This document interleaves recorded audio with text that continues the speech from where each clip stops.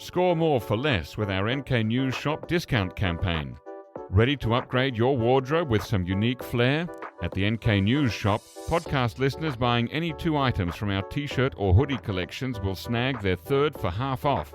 Whether you're eyeing our North Korea-themed gear for yourself or as gifts, now is the perfect time to act. Don't miss out. Head to shop.nknews.org and make the most of this limited time offer.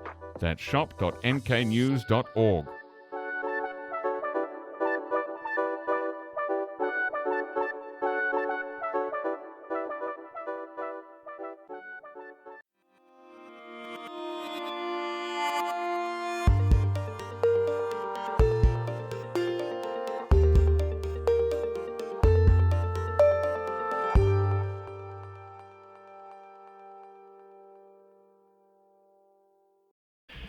Hello listeners and welcome to the NK News podcast. I'm your host, Jacko Zwetsloot, and today it is Thursday, the 15th of January 2026, and I'm joined here in the studio by, somebody who's back for the first time in a long time, and it's Dr. Sang-Shin Lee, who's a senior research fellow and polling expert at the Korea Institute for National Unification, or KINU.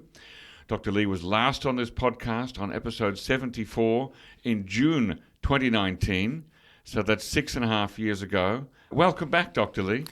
Thank you. I didn't realize it was that long time ago. Yeah, we really should have you on more often. I know we've run into each other a few times, and I've said, you've got to come back on the podcast. So it's finally happened. Yes. Now, Dr. Lee, when we last spoke in mid-2019, you noted the waning interest in unification amongst younger South Koreans. But when I asked you about this, you said that unification was an ambition that could not be abandoned, that the government of South Korea should reawaken the desire for unification among the young people. So 6.5 years on, how is that work progressing? Has the desire been reawakened? Thank you for the question. And 6.5 years ago, it was before the failure of Hanoi summit between Kim Jong-un and Donald Trump. And I think it was actually a few months after. June 2019, we spoke. Yes. Sorry, long time ago. I'm getting old. Not senile, but I'm getting old.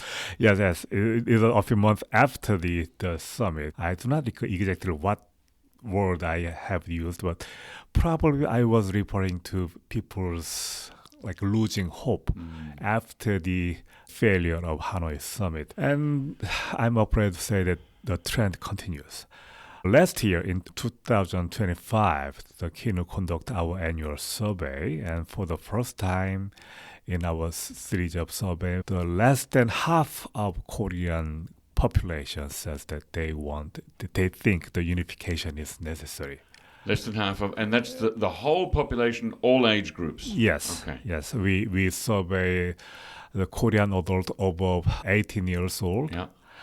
And there are 2 major surveys asking the same question, Seoul National Survey and the KINU survey. Uh-huh. The wording is the same. Okay. But we are using the different scales. Seoul National, they use a 5-point scale. We use a little simpler 4-point scale. So the result is a little bit different. But when you say a 4-point scale, you mean something like it's very necessary, it's very unnecessary, and then 2 in the middle? Yeah, exactly, yes. So there are 2 positive answers, 2 negative answers. Uh-huh. In Seoul National, they have the middle ground. Neutral. Yes, right. So in case of Seoul National survey, if people don't want to say it and they are not interested, they tend to go for the neutral answer. Okay, so your survey forces people to take a position. Yes. Okay. So comparing with the Seoul National survey, our survey tended to have more positive answers. More people who are taking our survey tend to say that unification is necessary. Right. But in Seoul National survey about 5-6 years ago, I think, already less than half of the respondents says that unification is necessary. But with our survey, even with the 4-point scale, now it's less than half of the respondents say that unification is necessary. That's a big change. And that's the first time ever in all the decades that KINU has been doing this survey. Okay. So do you see that as a trend that is likely to continue? Yes. And I want to show the graphs I'm using in my report, but the line is almost linear, constantly falling from year by year. Yes. There are some fluctuations when we have the summit between North and South Korea in 2018. People were very hoping for the unification. At that time, there was a peak, sudden changes for the people who think that unification is necessary. But after that, it's falling constantly, very slow and steady and decreasing. I have a question about that. You mentioned the word hope, but also we've talked about, well, the survey asks about, is it necessary or unnecessary? Does your survey make a distinction between the respondents' level of hope and the respondents' thought about the necessity of unification? Yes, our survey contains over 200 items. Okay. So it's very extensive survey. We have like 40 questions regarding their attitude toward unification. So we explain every single one of them. Sure. But if I'm allowed to say my overall impression from my survey, I think that the failure of Hanoi Summit is kind of turning point for the Korean public when it regards to their attitude for the unification. Right. Before that, we have the little bit of hope. We knew that unification would be very hard, and it is necessary. Okay. But after that, we realized that I think the Korean public realized maybe it's not possible. Maybe you have to rethink the necessity of the unification. Okay. Do we have to spend all of our resources and energies for the oncoming dream of unification? I think that's what changes, and that's what drives down the attitude toward unification.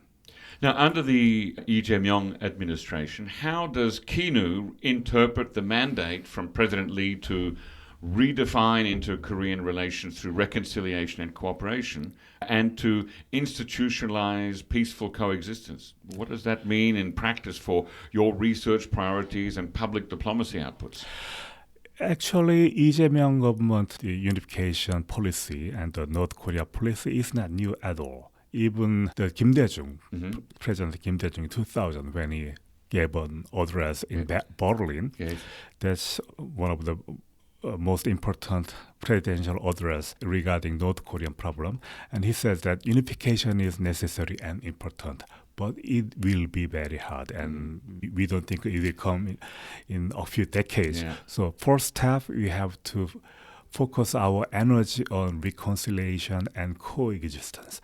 And in Lee Jae-myung and Moon Jae-in, even Yoon Suk-yeol did not deny. They all inherited the North Korean policy from the Kim Dae-jung's inside.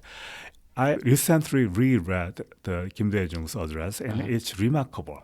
And people think that Korean conservative government and progressive government have totally different unification policies. I do not agree.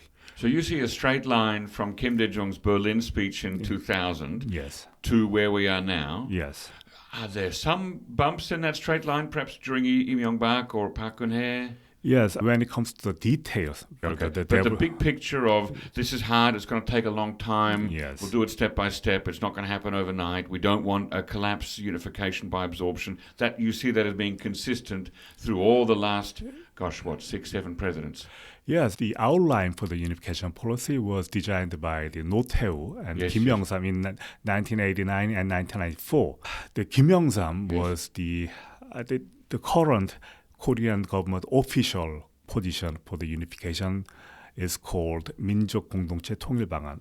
What's the English translation? Wow. So 민족 being sort of the ethnic unity of Koreans, and then 공동체 being sort of a community. Yes, that's the English official translation. It's awkward. I don't use it.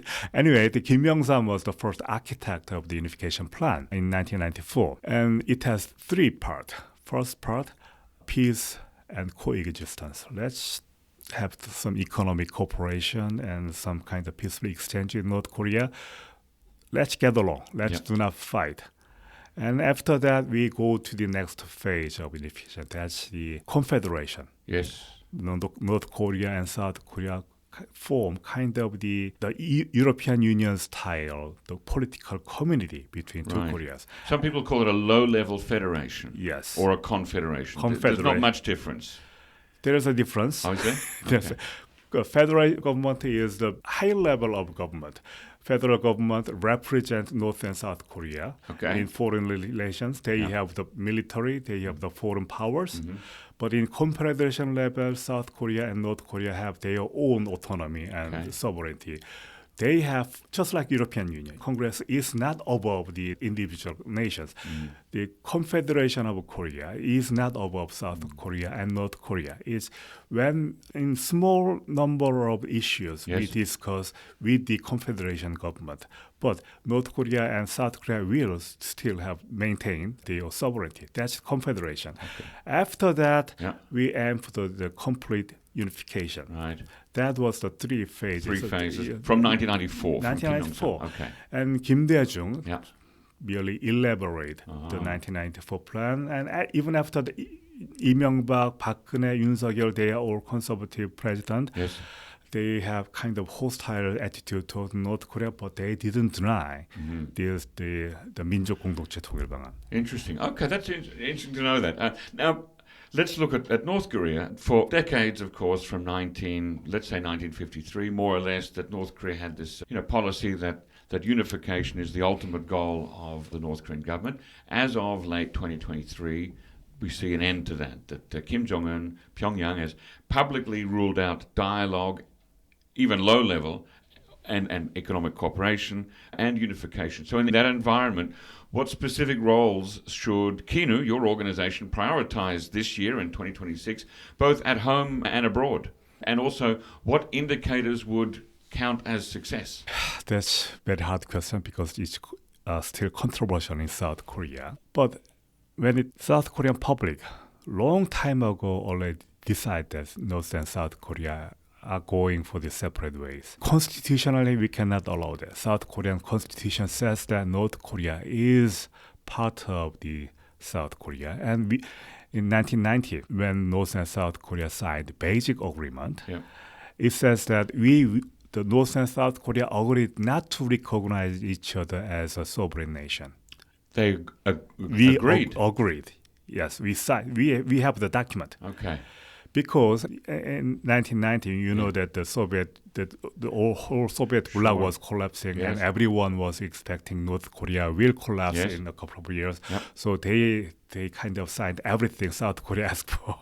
Wow. So the the reason why North and South Korea agreed not to recognize each other is that we think that to accomplish unification, two sovereign nations cannot be unified. To accomplish unification, it should be treated as internal matters of ethnic nations. Okay. So the North Korea view South Korea. So at the same time, we joined the UN as a sovereign nation, but we treat each other not as an independent. So it's kind of ambiguous. It's very ambiguous. It's like there are two Koreas, but we say there's only one Korea. Yes. For other countries like Japan and United States, they recognize South and North Korea as an independent nation. But North Korea and South Korea agreed that we would not recognize each other as a sovereign nation, because that was, at the time, we thought that that was the only way to achieve unification in the long run. But interestingly, this is happening at the exact same time as the two Germanys were on the way towards unification. Yes. And those two Germanys had mutually recognized each other for many years before that final step to unification. So this is getting away from what I really wanted to ask you in the beginning, but I am curious. Do you know why that decision was made to go the opposite way of the German, the two Germanys recognizing each other? Because at that time, both South and North Korea wanted to join the UN. Okay. Yeah, that was and that had been a sticking point for many years, right? Yes. Half of the world did not recognize South Korea as a sovereign, the communist part. And the American part of the world did not recognize North Korea as a nation. So we concession that part. So we will join UN as a sovereign nation, but still we want unification. And how to achieve unification, and without the ethnicity, the nation as a same ethnicity, North and South Korea agreed that we need to maintain that part. So let's continue to do that. let's continue both North and South Korea as exceptionally nationalist country, very conservative in 1990. So that was the agreement. And Kim Jong-un just broke that agreement made by his grandfather, the father of the North Korea. That's a big step, very bold step for the Kim Jong-un party. We've talked about that on this podcast before, that there are certain risks associated with taking a step like that. But coming back to my original question there, so given that current situation, the antithesis of North Korea to unification right now, how does that affect what tasks and roles you, as KINU, the Institute for National Unification, prioritize? Yes, we simply cannot give up the goal of unification. I imagine at KINU there are people who look at North Korean materials, right? They read a lot of Shinwan, they read it. I'm just wondering, is there a team within KINU that's been trying to delve into those materials and work out, is Kim Jong-un seriously giving up on unification, or is this a smokescreen? It's serious. Okay, so the conclusion of your colleagues is this is real. Yes. Kim Jong-un really has given up on unification. Yes, of course. And you guys are saying, but we're going to continue planning for unification. Yes. Okay, so that's a little bit of a mismatch there. Now you've got the current Minister of Unification, Jong Dong-yong. He's been minister before, 20 years ago under President Roh Moo-hyun. He's an interesting gentleman. He's saying things that sometimes seem a little bit out of step with other members of the current administration, like the security side, the National Security Advisor, or even sometimes the Foreign Minister. How closely does KINU coordinate with the Ministry of Unification? Or is KINU sort of an independent actor, like we'll just do the research and you guys carry out the policy? How do you do that? Okay, I don't know if it is important for your audiences, but KINU is not the sub-branch of the Ministry of Unification. We belong to the office of the Prime Minister. Okay. So we work very closely with the Minister of Unification. We do the research for the Minister of Unification, but we do not take orders from the Minister of Unification. This is interesting. Okay. Yes. So he can tell you, he can say, I think they should do this, but you say, well, we take our orders from the Prime Minister, so we'll do whatever the Prime Minister says. Yes. And there's a reason why we are separated from the Minister of Unification. Yes. KINU was founded in 1991. Yeah. Under No Tae-woo. Yes, right. And right after the German unification, that's when we truly started to believe that possibility of unification, and we thought we need to study unification. So that's why we founded KINU in 1991. At the time, KINU was a sub-branch of Ministry of Unification. But in 1999... Under Kim Dae-jung? Yeah, under the Kim Dae-jung, not only the KINU, only the government ministry has their own institutions like KINU. All those ministry institutions were separate from their mother institutions, and they form a group. We call that 경인사, and under the Prime Minister's office. Right. So there is a reason why we separate the think tank from the ministry. So our role is to work with our mother, the ministry. In case of KINU, it's the Ministry of Unification. But our job is not only to follow the orders follow the directions from the ministry, but we must be able to criticize when the Ministry of Unification makes mistakes. Ooh. So internally, I'm guessing, right? Yes, of Probably course. not publicly. Yes, publicly, I will lose my job. I wouldn't do that. Okay, I won't ask you to criticize Jong Dong-yong today, then. But there is healthy tension, creative tension, constructive tension between ministry and KINU. Right. So I think that's a very good thing. So the ministry, not just in South Korea, all the government they have hierarchy. They value efficiency. But as a think tank, we need to figure out the best way. The efficiency is the important goal, but it's not our first priority. You're sort of more focused on independence of thought. Yes. Okay.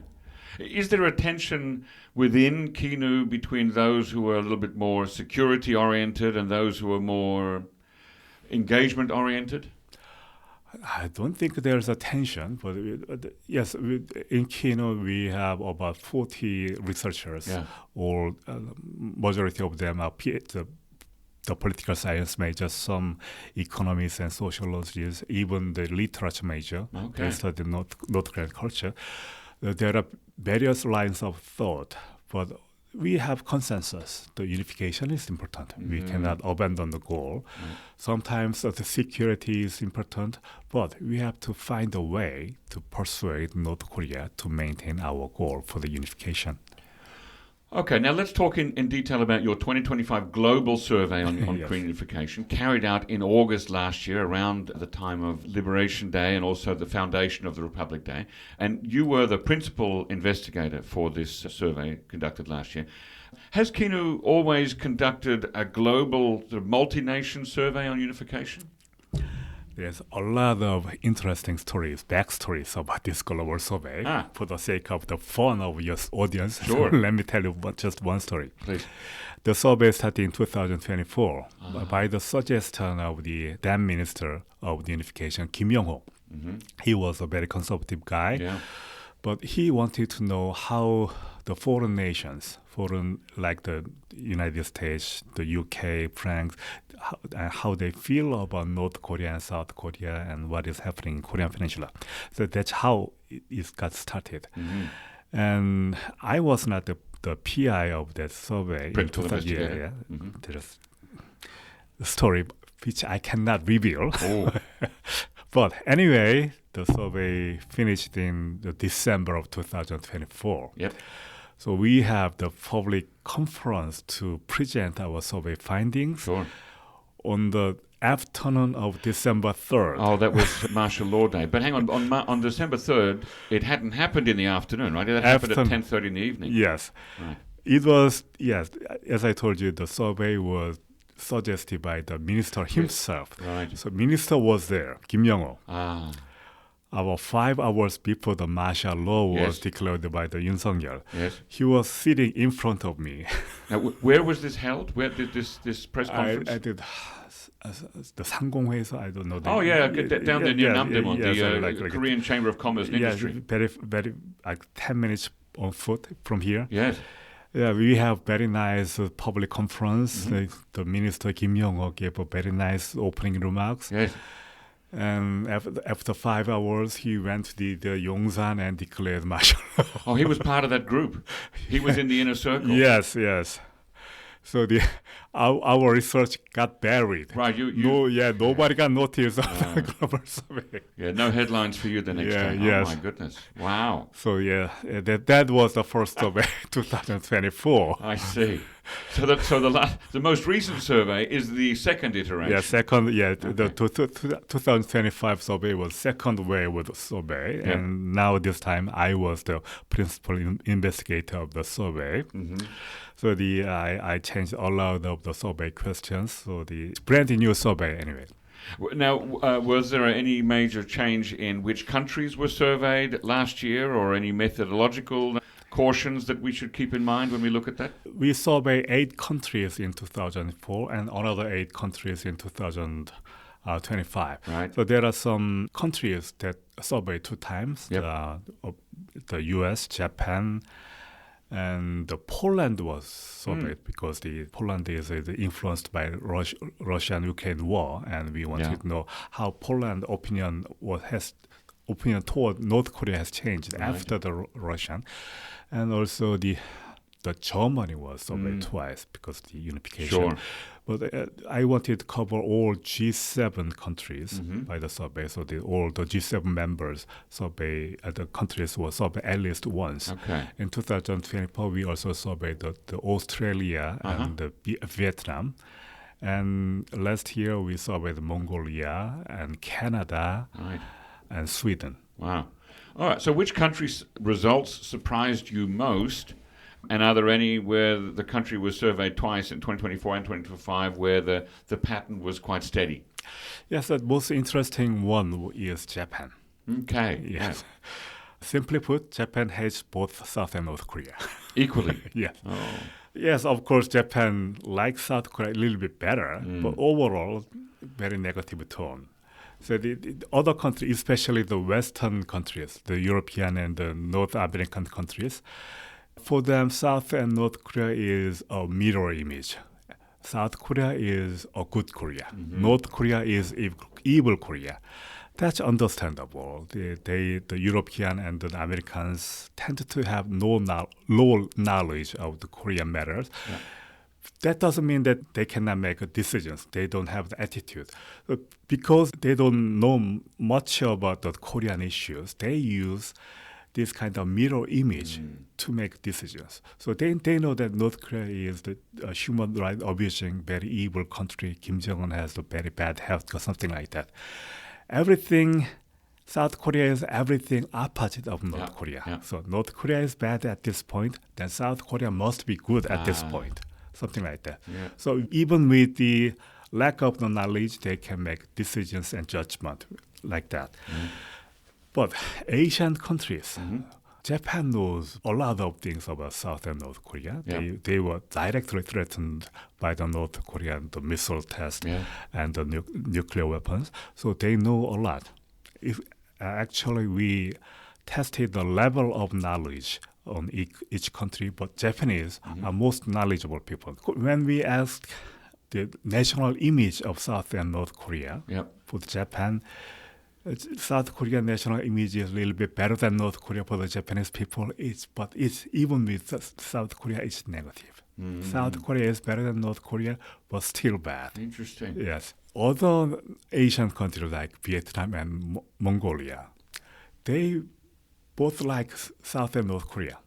So they're positive towards both Koreas? Yes. Okay. Because Mongolia and Vietnam, they still have very good relations with North Korea. North Korea helped Vietnam for their war against the U.S., and Mongolia still have the very good relationship. And their economy, Mongolia and Vietnam, depend on South Korea. So they also have very good relations with South Korea. So they like both Koreas, which is very different from Western attitude. Yep. So the Asian people and the European and the American people have the very different attitude, a different way of interpreting things from the Korean matters. Did you survey China too? We will survey China this year. Okay. Because I want to see what that... I would like to hear next year what the Chinese are. I have a feeling that the Chinese people will be... some Chinese people will be negative towards both, and some Chinese people... Anyway, I'm very fascinated. What about Poland? You mentioned Poland as a European country that, on the one hand, it's next to Germany, which is a reunified country, and we know that in the early 1990s, Poland was quite concerned about what a unified Germany might mean for it. But Poland is also, on the other side, it's close to Russia, and it's been directly affected by Russia's war against Ukraine. So I read in the executive summary that you sent me that Polish people, uniquely, they read South Korea as being ambitious. Possibly this is influenced by the big Korean defense deals. Korea is now, the defense industry is selling a lot of product to Poland. Tell me a little bit more about Poland, how Poland sees Korea. Yes. That's very interesting part of the survey. One of our survey question is how to view South and North Korea as in terms of their ambition to dominate other countries. Yeah.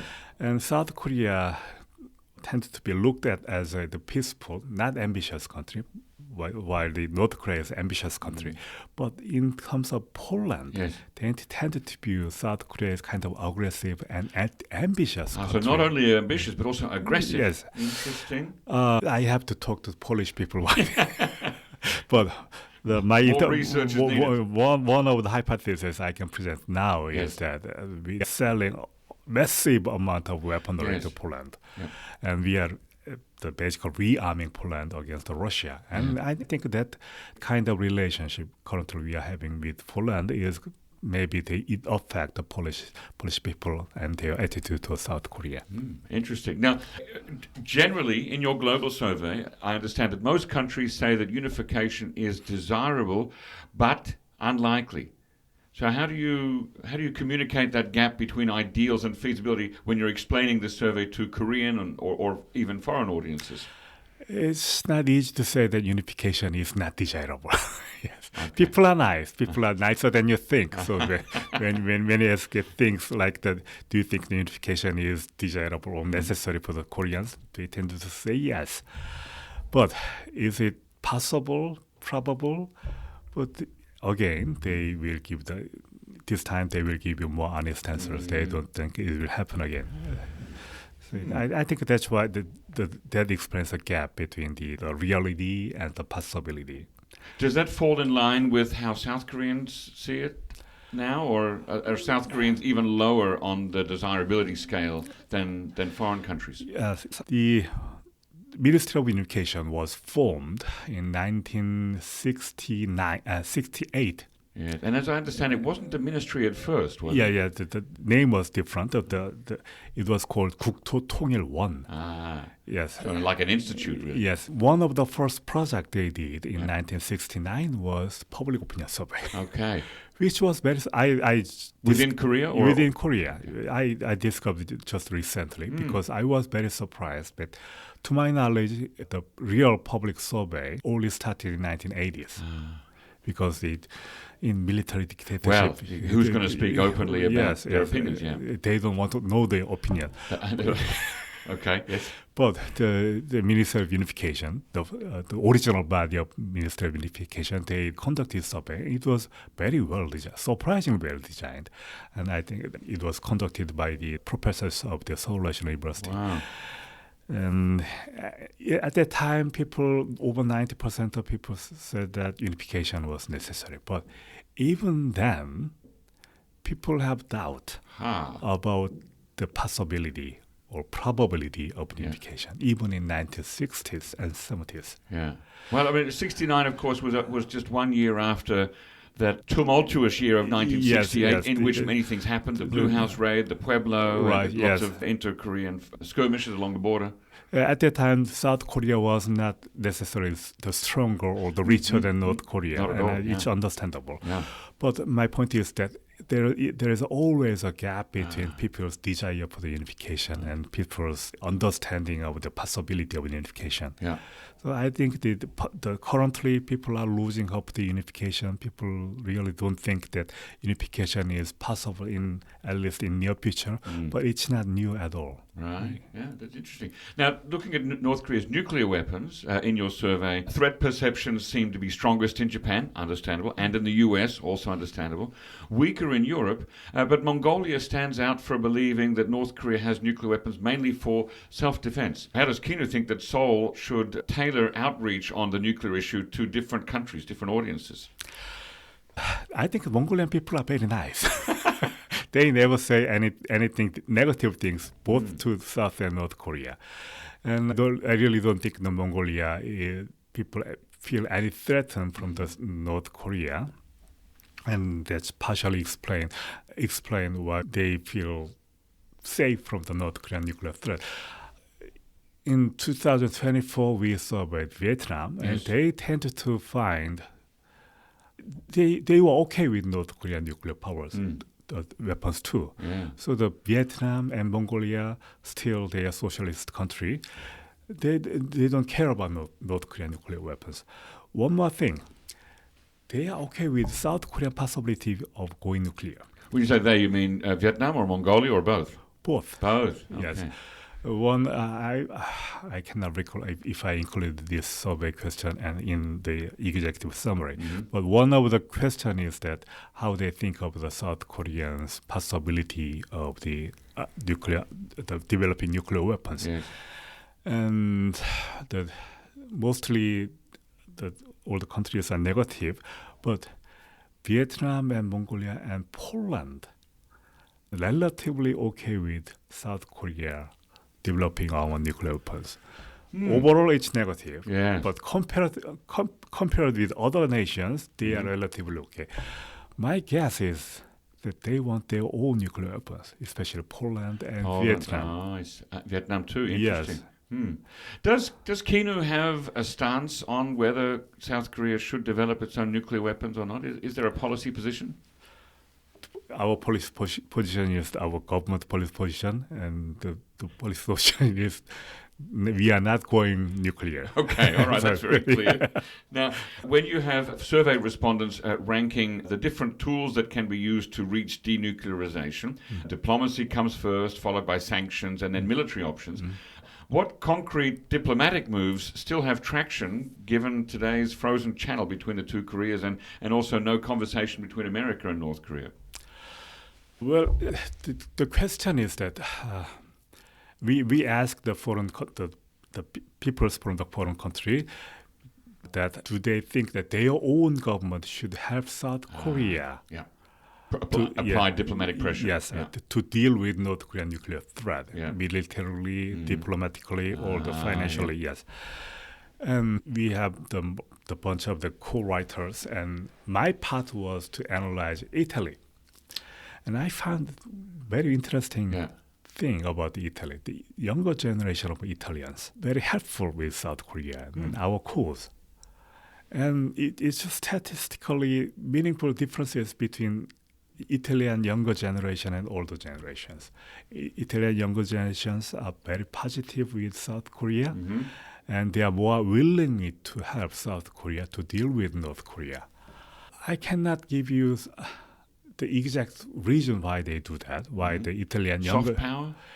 Probably, that's my first guess. But there could be other explanations. Maybe not just Italian young generation, but young generation, younger ones, because they are stupid, they don't know nothing. They are very optimistic. They have very positive worldview. Maybe that's because they are young. Right. Because they think that... Naive, perhaps? Yes, I'm also. So you're cynical? I'm cynical. Okay. Yes. But soft power could be other hypothesis because they are the main consumer of Korean cultural product. Yeah. They listen to K-pops and K-drama, so they know a little bit more about South Korea. So maybe they are more sympathetic for the South Korean cause to deal with North Korea. And I think the same pattern could find in other countries. I'm still analyzing other countries, each massive data. So there's a lot of work there. Now, with a high percentage of respondents expecting relations between the US and China to worsen or to sort of stagnate, how does that macro frame shape foreign public's appetite to support Korean peace initiatives? One of the reasons I include this question is to test if our survey is in line with other surveys. So this is new survey. We are not sure how survey would do well. So we need some kind of indication that survey is measuring people's attitude correctly. And there are other international surveys that ask the same question, how they expect the U.S.-China relationship will go in 5 years, like the Pew Research surveys. And I think our finding with the people's expectation with the world politics, it is almost identical with the other surveys. That's the first reason why we measure the people's attitude. And my overall estimate of that question is that people are losing hope. People are pessimistic about that. U.S. used to be a benign leader of the world politics. And I don't think people still look U.S. as the same light. And China, many people still have doubt. China cannot simply replace U.S. as a benign leader of world politics. China still needs to develop new ways to persuade the foreign countries.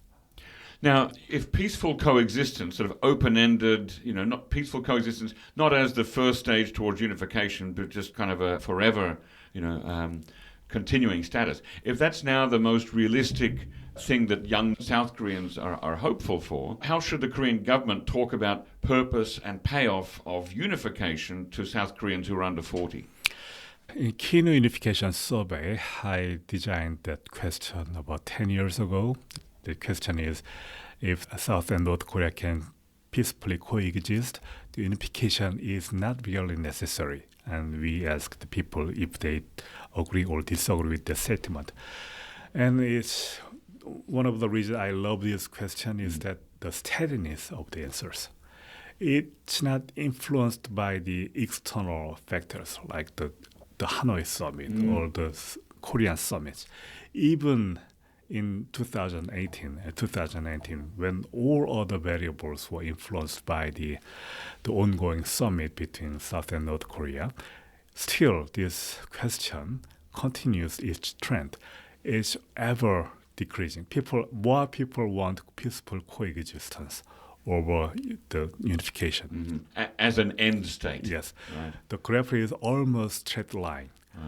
More and more people believe that instead of unification, maybe the peaceful coexistence is the more preferable goal between two, maybe the more realistic goal.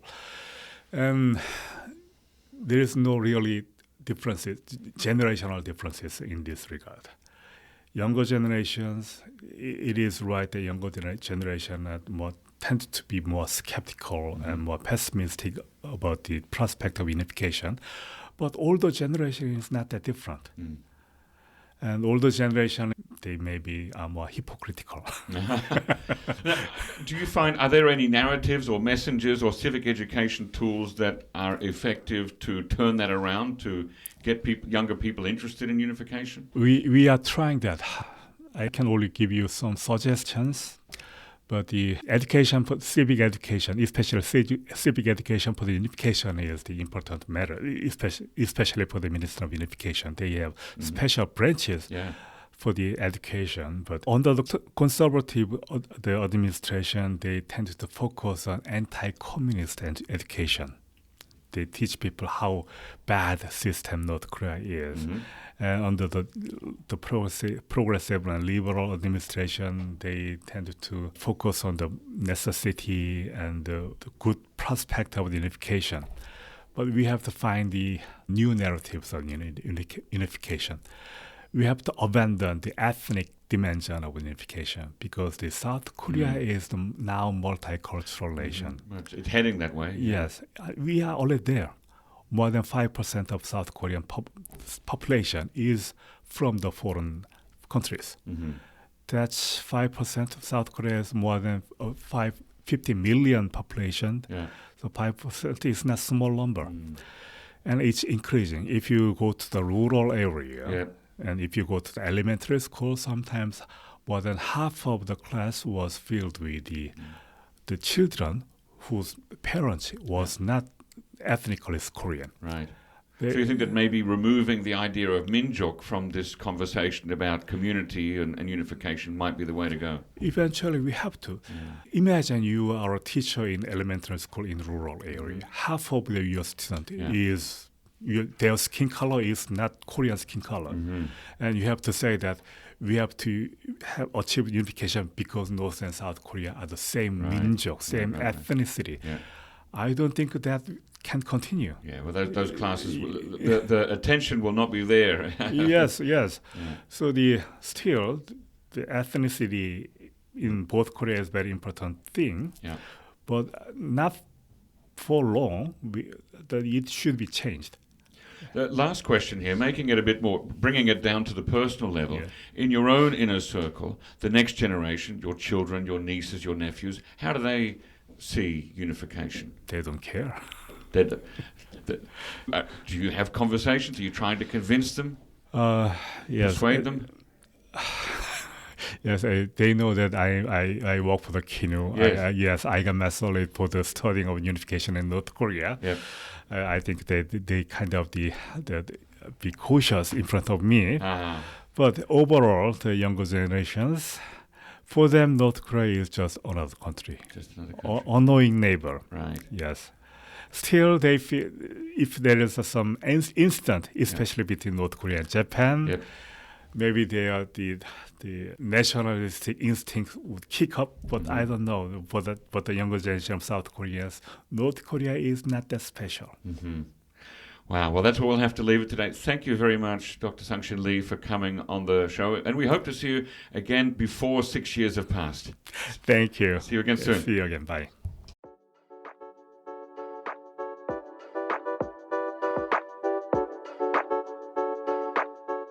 Looking to stay informed about South Korea's fast-evolving political, business and cultural landscape? Join us on Korea Pro, the go-to resource for in-depth analysis expertly curated by top-tier professionals. And now you can pick the membership level that best suits your needs, thanks to our new subscription packages. Starting at just $199 annually, you can access daily analysis and our weekly podcast. Or try our premium membership package, which offers additional perks such as executive briefings, monthly reports and forecasts, networking receptions and event opportunities, as well as much, much more. To find the best fit for you, just head to signup.koreapro.org and become a member today.